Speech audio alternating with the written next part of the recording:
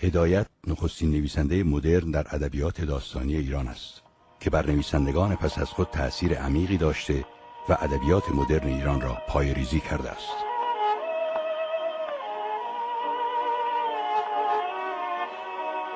Sadeq Hedayat is one of the most enigmatic 20th century Iranian authors. After the long period of pre-revolutionary intentional marginalization, he has once again moved to the very center of contemporary Iranian literary and intellectual debates. This Hedayat resurgence is in part due to the efforts of Homa Katouzian, who has written and edited a number of books on him. More importantly, the Hedayat resurgence is shaped by the current historical, cultural, and political concerns that parallel those of the first part of the 20th century. Like other modernists of his generation, Hedayat sought to expose the false piety and religious duplicity of his contemporaries in critical anthropological short stories like Seeking Absolution, Talab Amuzesh, The Absolver, Muhallel, The Man Who Killed His Ego, Mardike Nafsash Ra Kosht, and Madame Alaviye Khanum. All of these innovative narratives were intended to expose the false everyday piety. Like Hossein Kazemzadeh Iran Shah, Sadeq Rezazadeh Shafaq, Ahmad Kasravi, and his other contemporaries who wrote retrospectively on Iranian subjectivity and character, nafs wa shakhsiyat. Hedayat devised an introspective self-narrative which Homa Katouzian has characterized as psycho-fiction. In these soul-searching and self-interrogating narratives, Hedayat explored a schizophrenic self that was concurrently ancient and contemporary, Aryan and Arab, Zoroastrian and Muslim. A product of inherited thoughts, afkar Mawrusi, this fractured self had a surmised and jargonized existence, according to Hedayat, wujud mawhum و مزخرف. Like the mother Iran, mother watan of his contemporary political discourse, this fractured self that was exposed in Buried Alive, Jahanbegloo, and Blind Owl, Ufekur, was simultaneously suicidal and immortal, Ruin Khan. And it appeared to oneself as an alien being, Adami Bigane. Losing its humanity, this retrospective self, particularly in Ufekur, was haunted by memory and forgetting, the past and the future, retrospection, pasnigari, and prospection, pishnigar. The self that Hedayat psychoanalyzed and psycho-narrated was a self that was exceptionally similar to the historical lamentation on the desperate conditions of his contemporary Iran.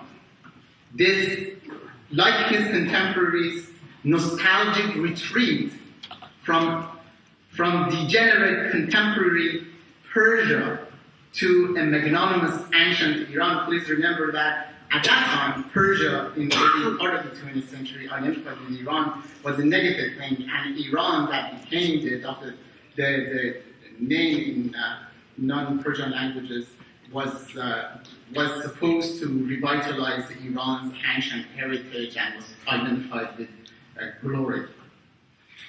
So Hedayat's fictive selves admitted that in this going back and forth, that often to forget, to escape from myself, I recall my days of childhood, and this recalling was both national and personal. اغلب برای فراموشی، برای فرار از خودم ایام بچگیم رو بیاد میآورم. This intense desire for forgetting via a creative remembering of a remote past was a distinct feature of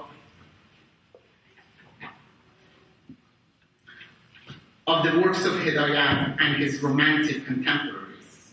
Ashamed and dissatisfied with the existing order of things in the early 20th century, post-constitutionalist Iran, they sought to create an archotopia, what I call Nakojawad Bastani, an archaic and archaeologically informed past that consoled their sense of inferiority in comparison with contemporary Europeans, a sense of the past that was cogently explained in Katouzian's Sadeq Hedayat. The active remembrance of an antique past often served as a scenario for the making of a modern future. Hedayat was very aware of the shifting notion of the ideal past and the ideal future. The political Iranian self, he had observed, that traversed the full hermeneutic circle of escaping from the contemporary Islam of the 1920s to an imaginary ancient Iran, and from a present manufactured in the image of that past in the 1930s back to a revenerated socialist Islam of the 1940s, a new imagined Islamic past that Hedayat satirized in the Tupe Morvari, the Morvari canon. Thus, by the 1940s, the earlier nationalist project of purging Arabic from Persian was displaced with a project for purging the Islamic nation of non-Muslim political religions. Observing these disturbing vacillations, Hedayat came to characterize the spiritually seedy Iran Minun-Nishan, as a Stinkistan, Gandistan.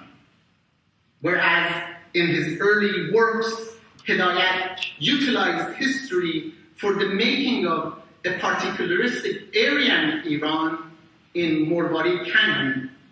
One of his characters observed that, quote, one of the distinctions of every new generation is to forget the trials of their predecessors. According to his view, quote again, one of the benefits of historical studies is that one becomes pessimistic about the progress and the future of humanity. Applied to Iranian history, he punningly observed that the history of the guarded domain, Mamalik Mahruse, begins with the Pishtadian and ends with Pastadian. Whereas the Pishtadians were viewed as anterior Iranians, Pastadian were the contemporary or posterior Iranians. Playing on the double meaning of the prefix pish, front, and pas, rear, and the verb dadan, Hedayat made a historiographical sexual innuendo about what Nietzsche had identified in another context as the use and abuse of history. This type of irreverence distinguished Hedayat from most of his hyper-nationalist contemporaries. Despite his earlier racial purist impulse, it is this critical cultural self-examination and retrospection that is the hallmark of Sadeq Hedayat in my view. Thank you. Homa, Katouzian. Good evening. The film we saw was about Hedayat's life largely. What I'm going to present is a very short outline of his fictional work.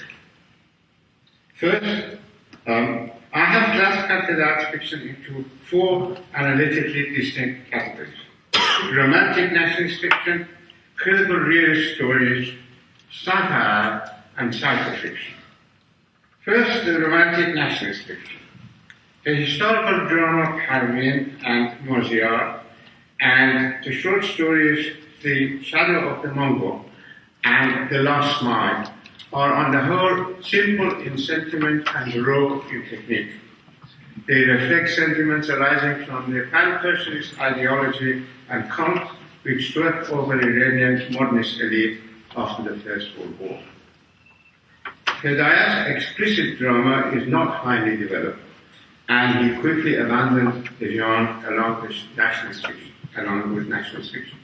But many of his critical realist short stories could easily be adapted for the stage with good effect. The second category of Hedayat's fictions, which I have suggested, is critical realist work, are numerous and often excellent.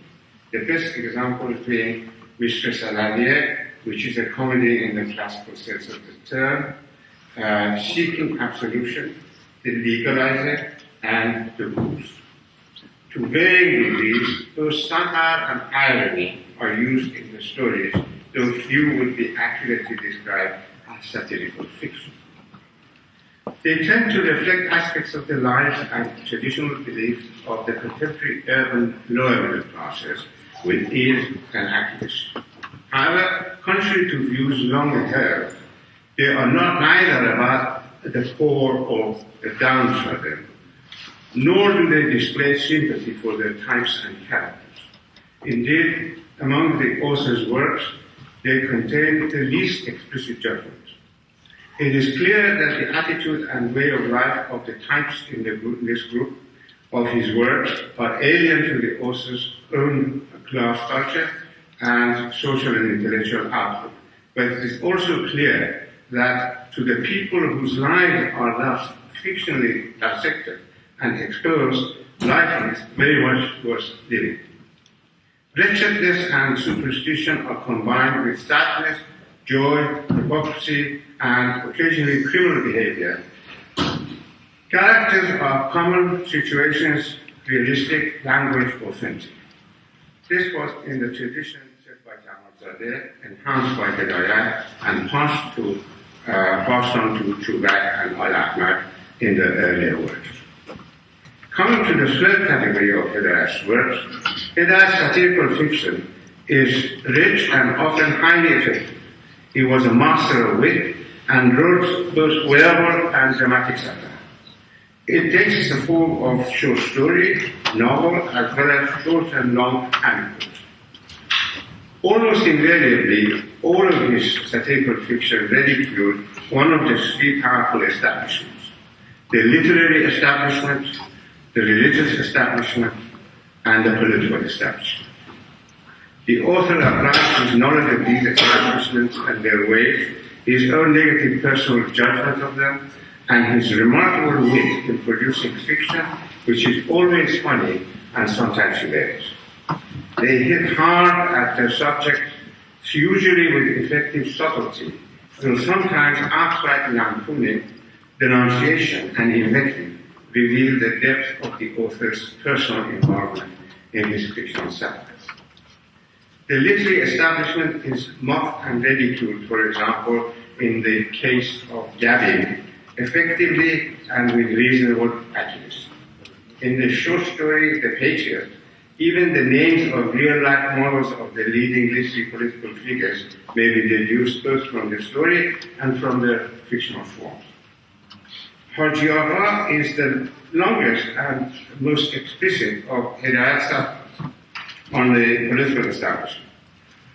Superficial appearances and critical propaganda notwithstanding, it is much less a satire on the ways of the people of the bazaar and much more of a merciless attack on leading conservative politicians. Indeed, the real-life models for the Haji of the title were supplied by 2 important old-school politicians. Hedayat would have had a lasting and prominent position in the annals of Persian literature on account of what I have mentioned so far. What has given him his unique place, nevertheless, is his psychofiction, of which The Blind Owl is the best and purest example. This work and The Three Drops of Blood are modernist in design, using techniques of French symbolism and surrealism in literature, of surrealism in modern European art, and of expressionism in the contemporary European films, including the deliberate confusion of time and space. But most of the other psychofictional stories, for example, Buried Alive, The Puppet Behind the Curtain, Dead End, Dark Room, and Stray Dog, use realistic techniques in presenting psychofictional stories. The appellation psychofictional coined by me in the mid-1970s to describe this particular genre in Hedayat's literature does not render the same sense as is usually conveyed by the well-worn concept and category of the psychological novel. Rather, it reflects the essentially subjective nature of the stories, which bring together the psychological, the ontological, and the metaphysical in an indivisible whole. It was noted that Hedayat's critical realist stories are about the lives not of the people of his own class and culture, but of those of the traditional urban lower middle classes. And they contain the least explicit judgment by the narrators, and author.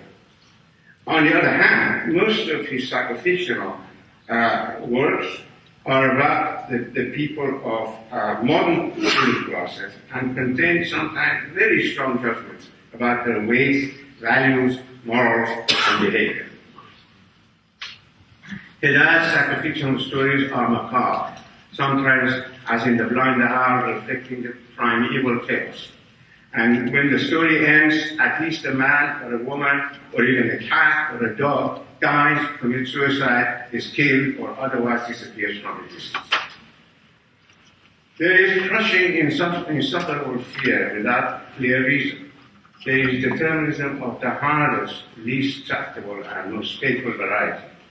There is sin without sign, guilt without transgression. There is fall with no hope of redemption. There is punishment without crime. There is vehement condemnation of the mighty of the earth and the heavens. Most human beings are no better than Rajjole or Rao, and the very few who are better fail miserably to rise up to reach to perfection or redemption.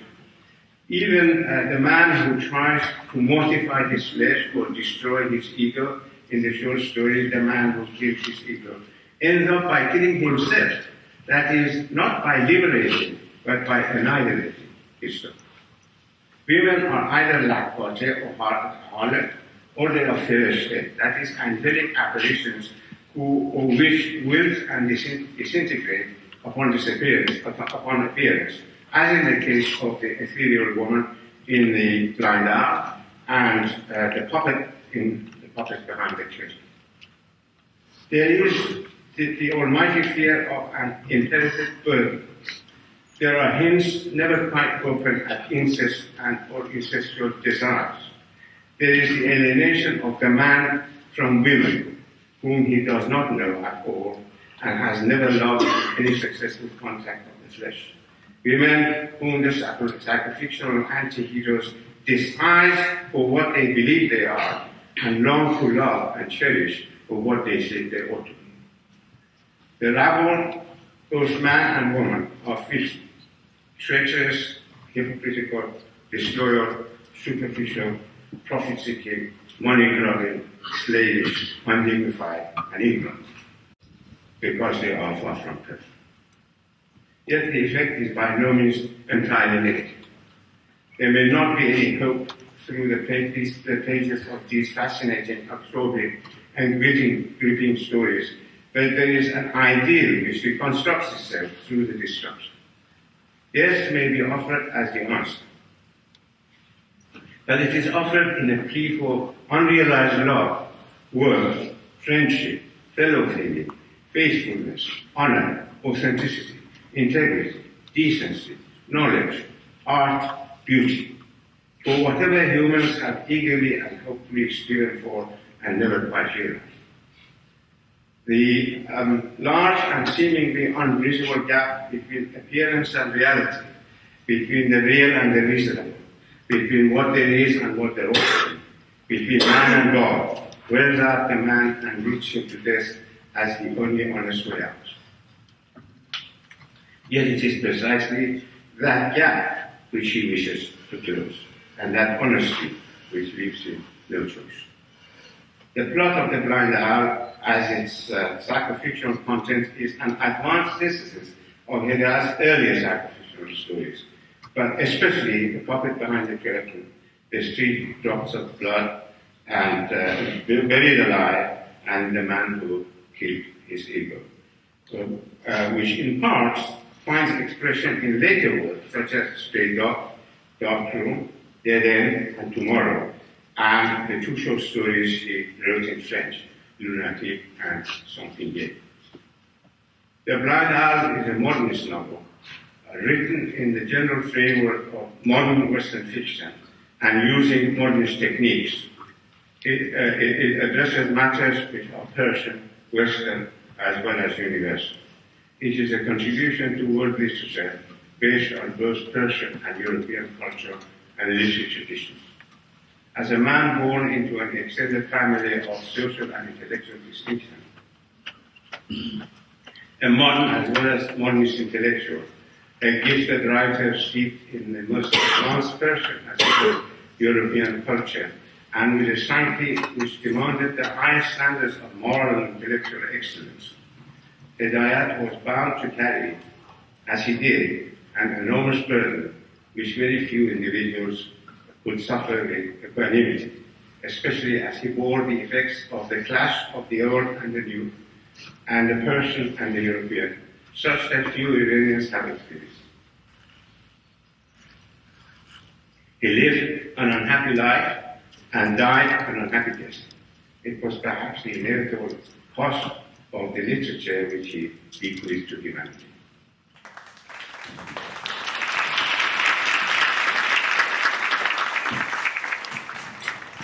Good evening.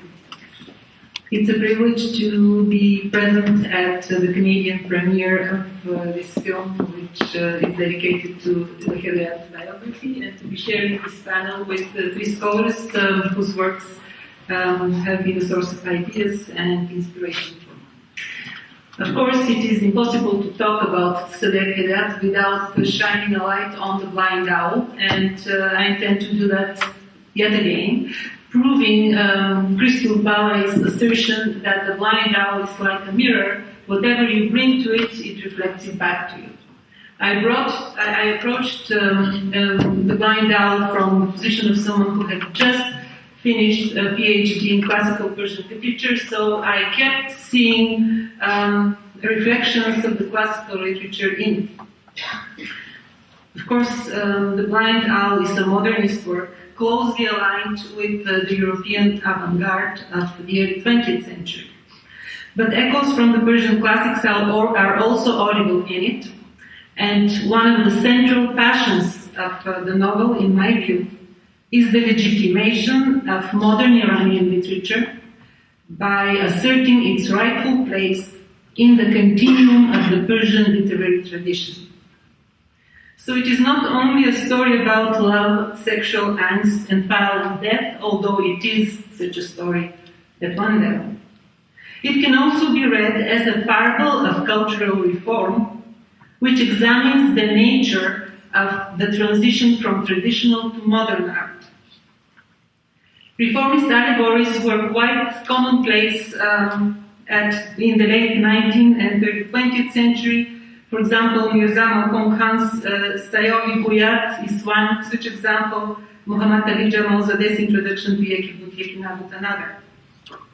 There are at least two features which invite an allegorical reading of the novel: the title and its unusual structure, peculiar tripartite structure. The significance of the owl in the title has been examined by Professor Ganun Parvar in detail, especially the symbolic usages of the owl in the East and in the West. In my view, Hedayat expands the meaning beyond the traditional ones by implicitly juxtaposing two traditional symbols, the owl and the nightingale. In Iranian folklore and in the Persian literary tradition, the two are often found together on the account of the differences in their song. The owl's voice is harsh, the nightingale's melodious. The nightingale sings of love, the owl augurs misfortune and death. In the classical Persian tradition, the nightingale is usually a symbol of the court poet. By implication, then, the owl could be a symbol of the modernist writer. This possibility is confirmed by the prologue of The Blind Owl, where we meet the narrator, a writer of sorts, who writes the story of his life in order to make sense of his misfortunes. The shadow he casts on the wall, we will understand later, looks like an owl. Within the narrative, this narrator appears in two guises and in two different circumstances. In part one, he is a painter, motivated by platonic love for an ethereal girl who appears to him through a mysterious hole in the wall of his closet, as he reaches up for a bottle of inherited wine left to him by his parents.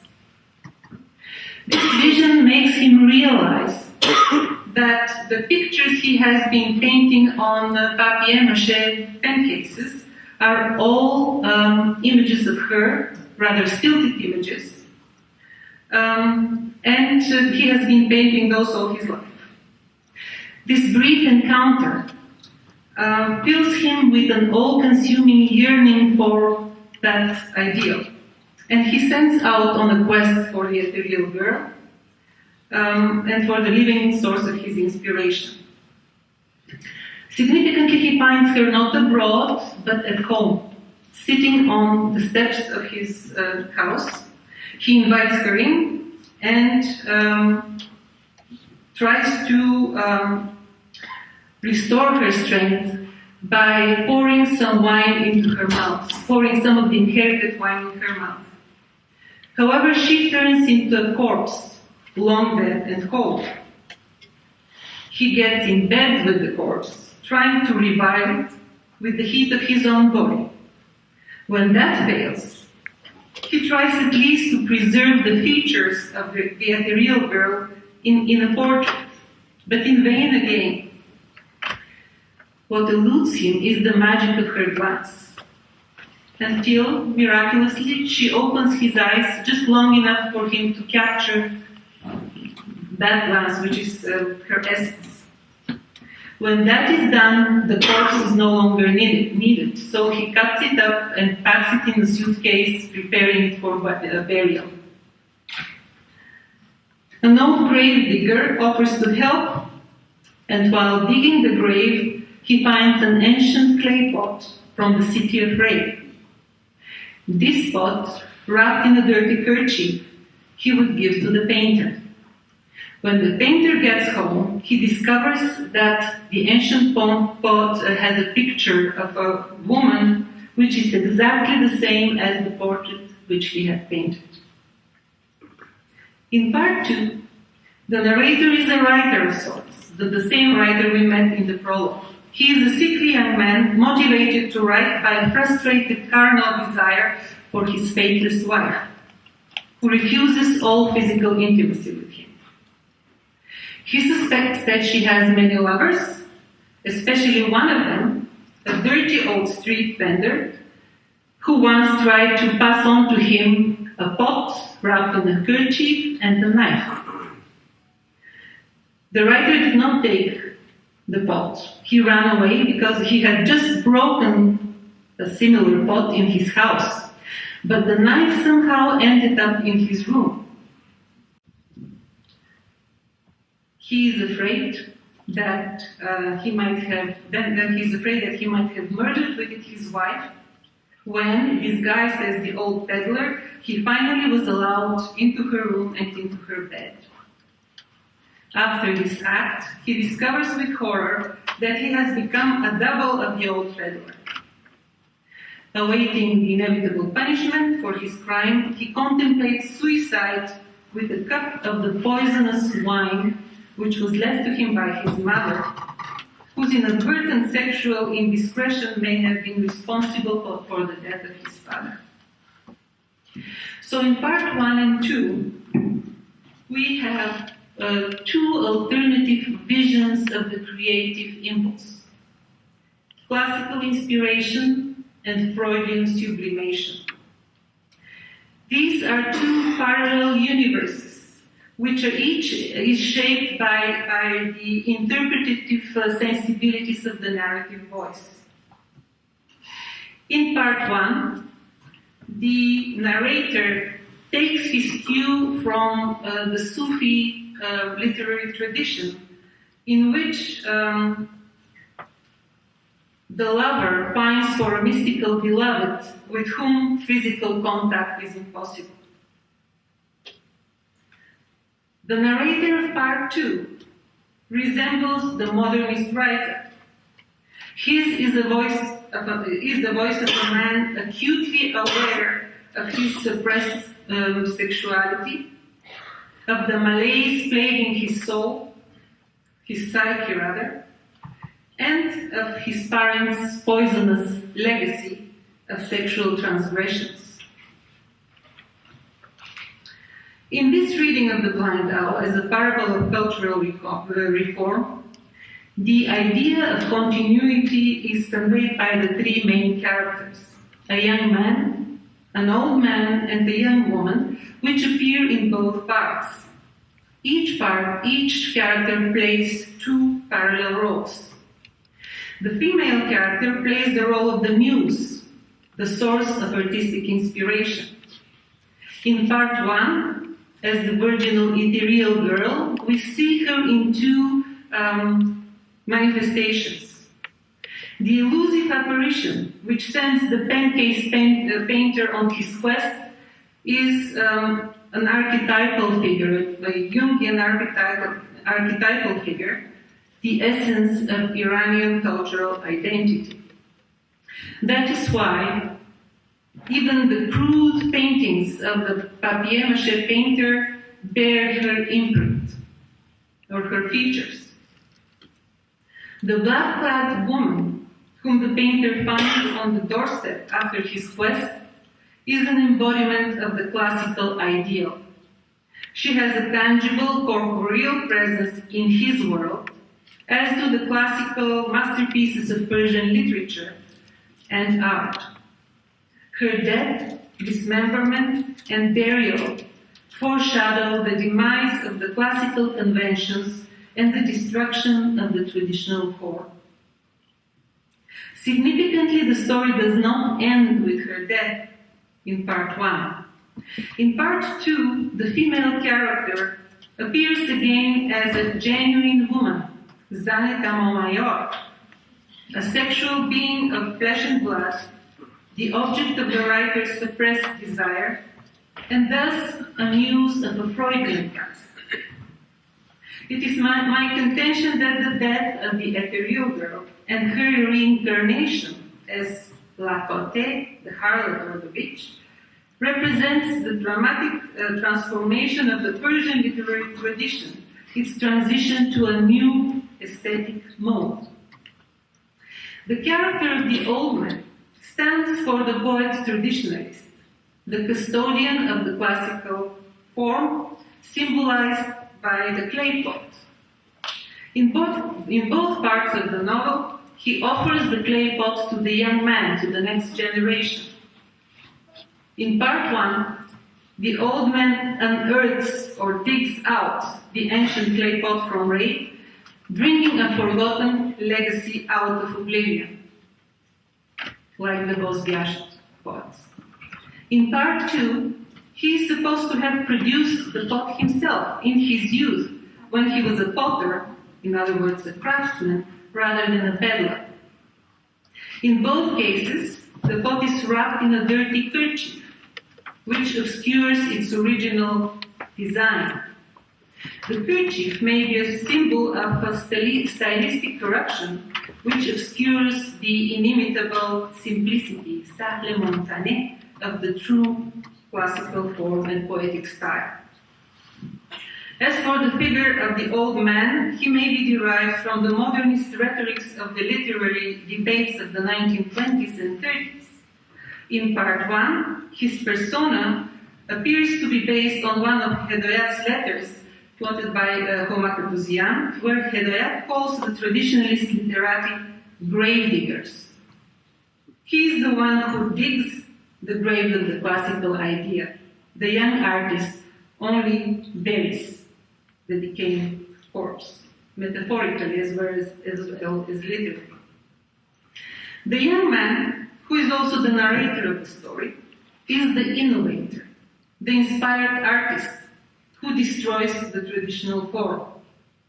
The destruction may happen deliberately, as the dismemberment of the ethereal girl in part 1, or spontaneously, as he breaks the pot in his house in part 2.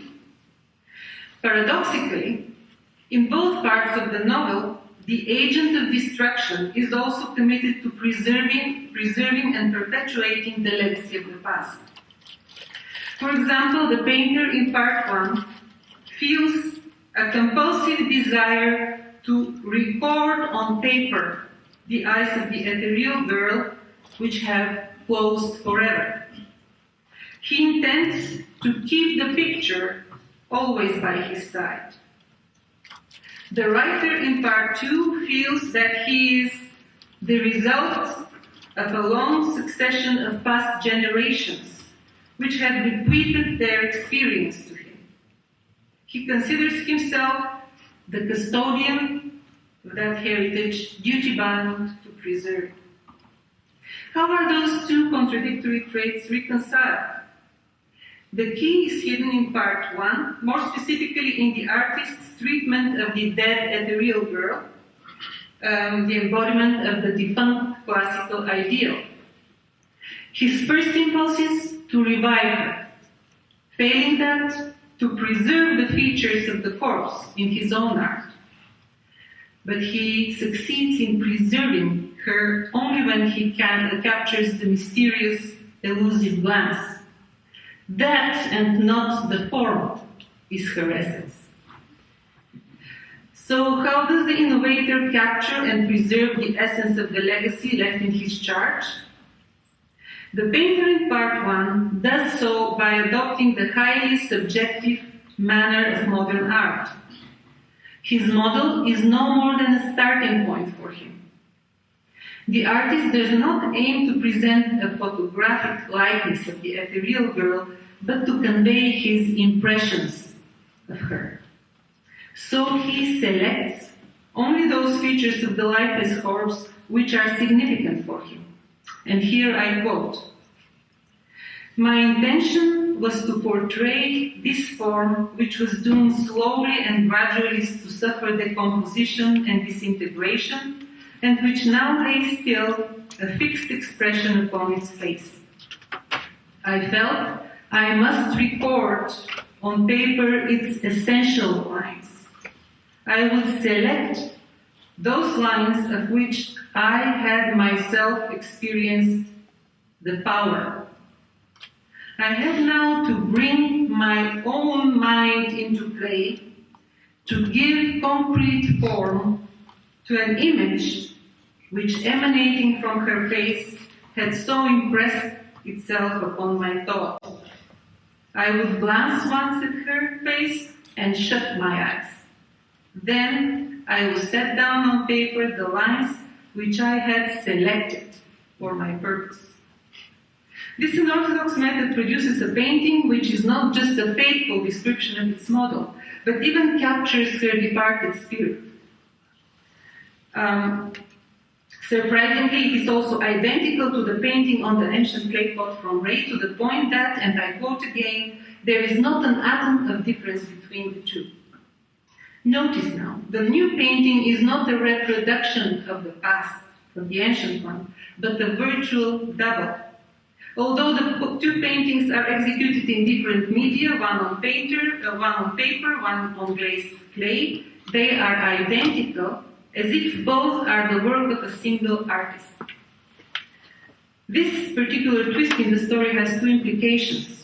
First, it conveys a profound sense of cultural continuity within the Persian literary tradition.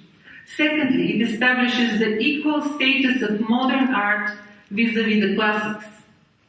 The likeness between the two pictures implies that the adoption of modern techniques and aesthetics does not necessarily constitute a break with the legacy of the past, as long as the artist preserves the essence of his cultural heritage. Hedayat seems to be arguing that the essential features of a literary culture are to be found in its distinctive themes, motifs, symbols, and allusions. The perpetuation of these features once bridged the chasm between the pre-Islamic and the classical art of Persia. The same approach, then, will bridge the gap between traditional and modern art and literature. Significantly, both pictures capture with equal success the magical glance of the elusive ethereal girl from the painter's vision. In other words, the modern artist can convey the cultural archetypes as effectively as did his ancient counterpart. Modern art is indeed the legitimate successor of the classics.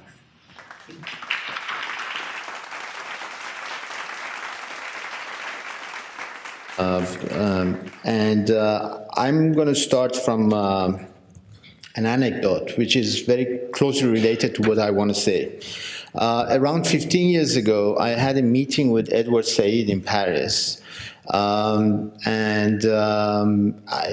Later on, I wrote a piece on his conception of the intellectual as outsider. And in the conversation that we had about Iran and Iranian intellectuals, he asked me who did I think that portrayed more his theory of the exilic mind, the intellectual as the exilic mind and as an outsider. And I told him, well, I think that if there is one person that we can talk about as being an exilic mind and an intellectual in the same sense as Said talks about, is certainly Hedayat.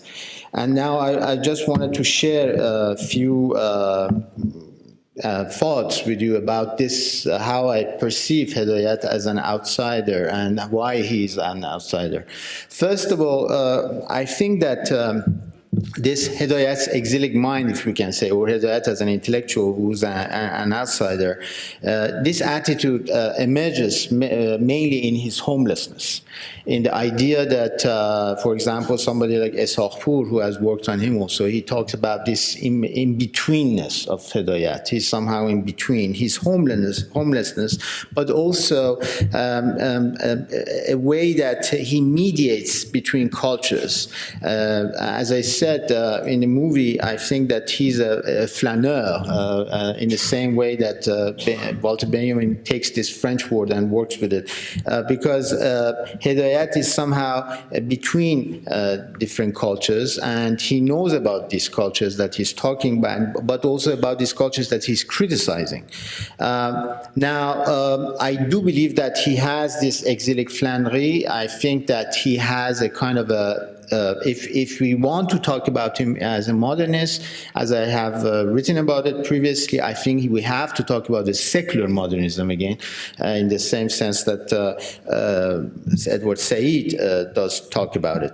Now, very quickly, I think that if I had to talk about this conception of Hedayat as an outsider, I can say very quickly how I do believe that in different conceptions he is really an outsider. First of all, Hedayat is a critique of violence. I'm not saying he's a nonviolent in the same way I portray nonviolence, but he's a critique of nonviolence, and Homa Katouzian says in the movie. He has written about it, and especially in his article, in his essay "Man and Animal," we see that Hedayat is very critical towards the way that human beings treat animals, but it goes beyond that. So he's also already an outsider in the way that he's criticizing violence at his time. He's against, as we see in his letters and as we see in the way he portrays Iranian society, he is as if he was alive today and he was writing about the corrupted society of Iran today. He's against lying.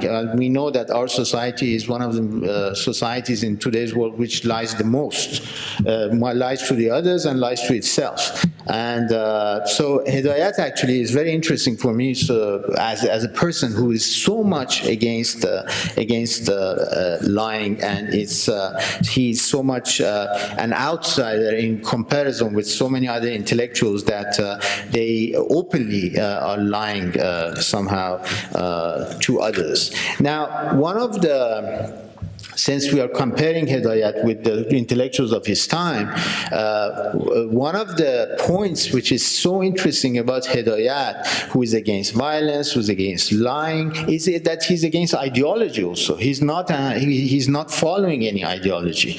Actually, he does not want to be ideological. In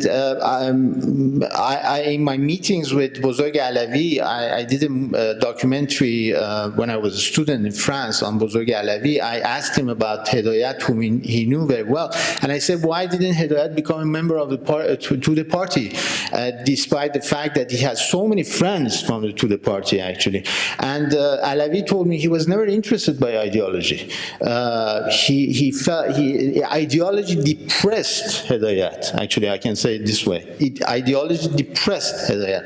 But at the same time, that Hedayat is somehow outsider to the ideology of his time, at the same time he's outsider to the conservatism of his time, not only in his literary, I would say, criticism and his literary style, because he's also very different from Kazemi, he's different from Hejazi, he's different from Nafisi. His style is so different, and his perception and his conception of literature and art is also very different. So somehow we see this aspect of Hedayat being as an outsider in all aspects of Hedayat's literary work, in aspects of his intellectualism, and also I would say in his approach towards the concept of modernity. Now, very quickly, I just wanted to go back to one of these ideas which we do talk about also in the movie, and especially Dr. Katouzian and Nasser Paktaman, they do talk about it. And this is, I think, very important, and in the same way that Hedayat is a flaneur of modernity and he's experiencing modernity. And to tell you the truth, I think that his suicide also is an experience of modernity. I think that Hedayat's suicide is not a suicide in traditional form. To say it very crudely, for those of us Iranians who believe in martyrdom, Hedayat certainly would not for an instant believe in martyrdom. So his way of dying also is not an ideological way of dying, is not certainly a Shiite way of dying, it's not necessarily even a heroic way of dying. And Nasser Paktaman quoted Artaud, which was wrongly written in the subtitle because it was written Arthur, is Antonin Artaud. And Antonin Artaud, as you know, conception of Hedayat is exactly like Artaud, because Artaud also talks about suicide, but in a modern way, actually, and it's an experience of modernity. And so I do believe that we can say, of course, there is depression and everything else, but we can say that this is an attitude towards death in the same way that Hedayat has an attitude towards life. And he actually creates a philosophical interrogation about the meaning of life, but also about the meaning of death in his suicide. And I think that we can relate that very closely to, many of you did talk about, colleagues here did talk about Hedayat's going back to his roots, going back to his, to what he believed the real Iranian culture should be Persian culture. I think it has to do with a sense of belonging, what Isaiah Berlin calls a sense of belonging more than anything else. And if I have to say only a few words before finishing my intervention, I would say if we are talking about Hedayat's sense of belonging, it means that this is a national consciousness and not necessarily nationalism. He's against inflamed national consciousness. He's against nationalism as a sense of superiority, as an ideology, but he has a national consciousness. Now, we know that Iranians, they can have both. They can be very nationalistic, but they can have this national. Hedayat, I think he has a national consciousness, and this national consciousness, once again, I think has to do also with this experience that he has of modernity, but also of his own culture as an outsider. Thank you very much.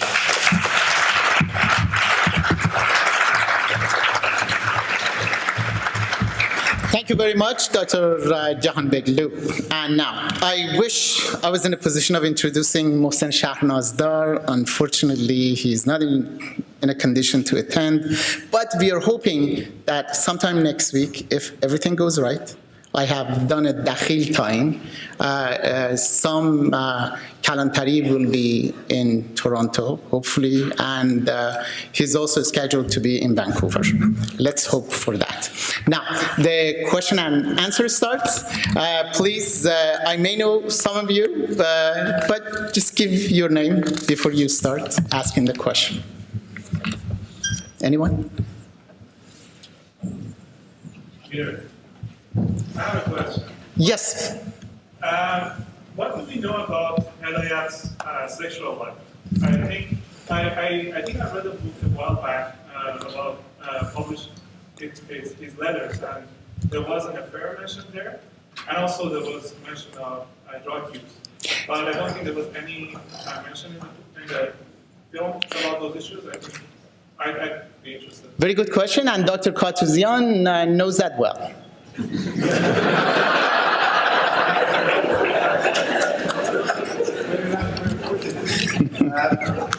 I mean, in a sense, Nobody knows the answer to that question. But no, you use that. What? Bring it a little closer. No, use this. That's. shall we this? I see. Is that okay now? Do you hear me? Yes? use this one. Hello? Yeah, good. Okay. And what I said was that in the ultimate analysis, nobody knows the answer to that question, or answers to such questions where hard evidence does not exist. But basing oneself on the man's life, on his attitude and behavior, on his fiction to some extent, but you should not assume, of course, that his fiction or anybody's fiction is autobiographical necessarily, but it will reflect the man's personality, especially in the case of psychofictions, which, as I described, are such as The Blind Owl and so many others, are about people of the author's own social class, and there is a great deal of judgment in them, and the judgments are usually negative. Now, basing oneself on all that, it is clear that Hedayat probably never had a loving relationship with a woman. and that he was otherwise, of course, longing to have one. As I said, I'm speculating to some extent, but reflecting on the man's psychofiction, you get the impression his narrators and anti-heroes in the science fiction certainly display this kind of the attitude. On the one hand, being very critical, as I described in the little piece I presented, of women as they are or they think they are, and longing for the love of women as they think they ought to be. Hence the contrast between the two types. The angel, in fact, he uses the term, or at least his narrators and anti-heroes use the term Feresh, the angel, in contrast to Lakote, harlot. And in his psychofiction, you never come across any female personality that is other than these two. Either it is an angel, and the angels, of course, angels don't exist, and therefore, in fact, they don't exist, like the ethereal woman of the blind owl, or the puppet behind the curtain of the puppet behind the angel being a puppet. Or the other way around, the Lakote or harlot types. In his psychofiction, you don't come across any female personality that is other than these two types.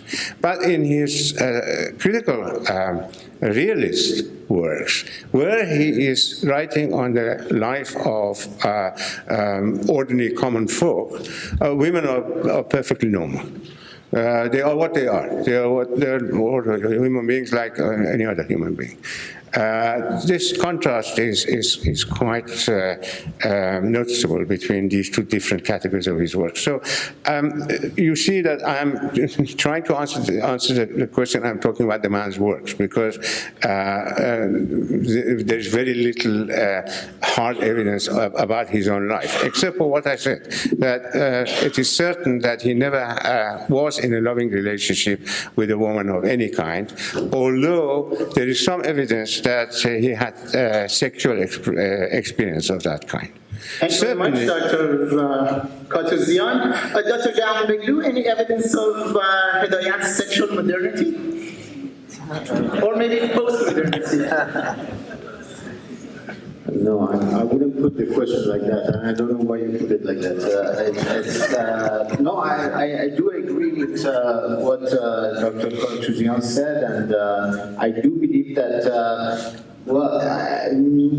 I think that Hedayat's experience of modernity is mainly an aesthetic experience more than anything else, and eventually, if I do believe that somehow if Hedayat never had could love a woman, this certainly doesn't have anything to do with his experience of modernity. I mean, it goes back to mostly, as we see in some of his, is portrayed by some of his novels and writings, it goes back to his, I would say, much more psychological relationship that he has with the essence of his family life, or with the essence of his national life, more than I would say his experience of modernity.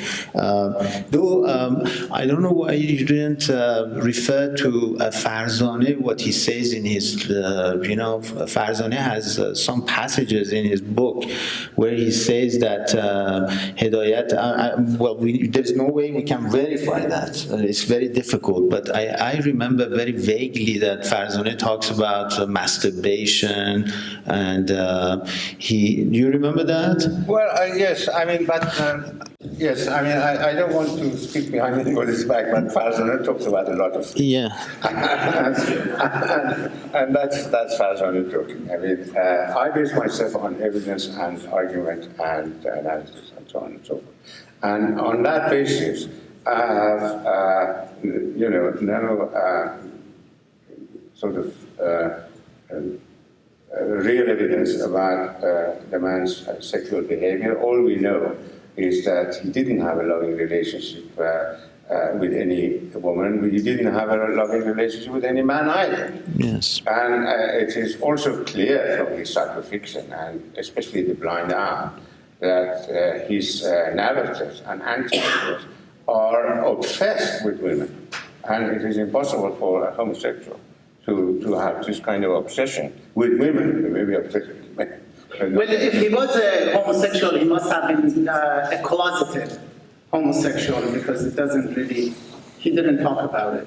Yeah, well, I mean, And your references, 1 and 2. I mean, I doubt very much if that is the case precisely because the closet part you find in, if at all, you find in the psychofictions, and there is this great deal of obsession all the time with women. And, you know, it is unbelievable for anybody, any homosexual to have this kind of obsession with women, of good women and bad women and that, this and that and the other, rather than with men. Thank you very much. Next question? Yes. Saya. Next, Saya. My name is Saya. With regard to this last question, I would like just to make a point that probably we could put it in a more technical, a more academic way, asking whether his works, Hedayat's works, lend themselves to queer criticism rather than just dealing with, his personal life, because that's something that might be, completely in the dark for us. And most importantly, I believe we should try not to be as, let's say, censorial as he was. As suppressive. Could you say something more about it? And do you have evidence? I'm just trying to actually restate the question. That probably the thing we should ask should be to see if his works, some particular works, lend themselves to queer criticism. That I think they do. Of course, all literature might. But the point is that whether or not, his works show any sign of homosexuality, probably today we could be more open about that and not to be, censorial, like. Thank you very much. Censor him like he was in his own day. Very good. Can I say something about it? Yes, very brief, because there are a number of other questions. Okay. Yes, please. Can I say something? I think that what you're pointing at, we can talk about Hedayat's work as in relation with what I call constructive marginality. I mean, if you say queer criticism, I hear constructive marginality. And though there is no clear portray of homosexuality as we find, for example, in the work of Jean Genet, but in the same way as the work of Jean Genet, you can certainly relate to Hedayat's constructive marginality. That was brief. Very good. Thank you. In the back. I was wondering if a member of the panel could briefly review the transition of young Hedayat to mature and old Hedayat.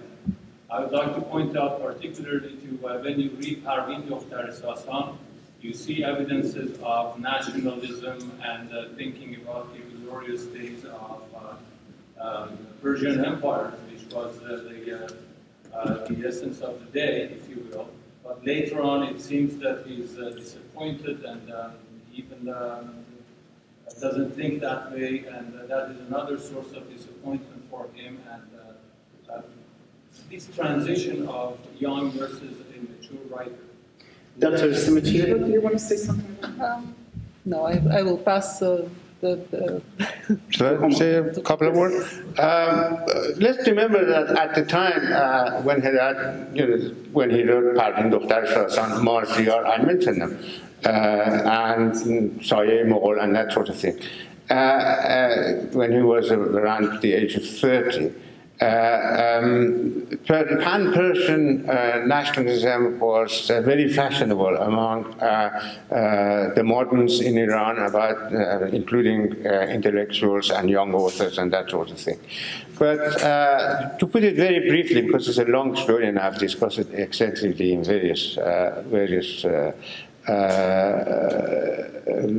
works, but when first of all, I mean, on the one hand, there's the effect of maturity, intellectual maturity, but particularly when that kind of nationalism, romantic nationalism, as I call it, became official and it became state ideology. Then, of course, people like Hedayat began to maintain a growing distance from it. That's what I said. Yeah, I just, yes, please. You go ahead. It exactly goes in the direction of what I said. I think we have to distinguish between national consciousness and nationalism as an ideology. And I think that what Buzurg-e says verifies that, because once he was, I think maybe Homa Katouzian knows about it also. He was telling me that once they went with Hedayat outside Tehran and in a desert, and Hedayat actually took a lighter out of his pocket and he just lighted a paper. And Buzurg-e said, what's the reason of this act you made? And he said, well, I think that there was a temple, a Zoroastrian temple here. So because of that, I'm lighting the light again, putting the fire, lighting the fire.